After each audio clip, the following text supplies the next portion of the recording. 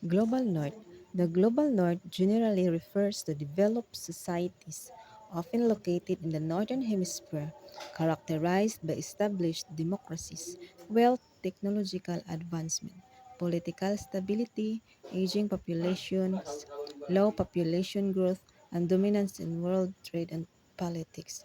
Despite these advantages, the Global North faces significant challenges, including environmental issues and internal socio-economic disparities.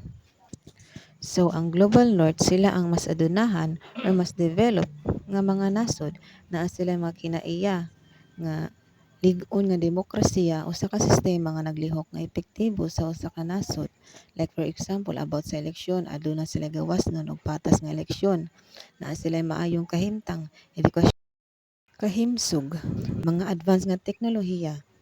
Adunay international nga organisasyon kasabutan sa mga desisyon sa kalibutan.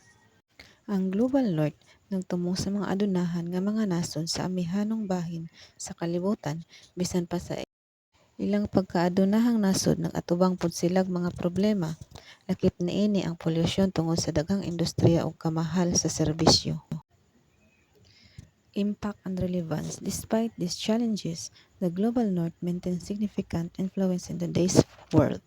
However, its dominance is increasingly contested by shifting power dynamics and demands for fairness. The term Global North remains relevant for understanding global inequality.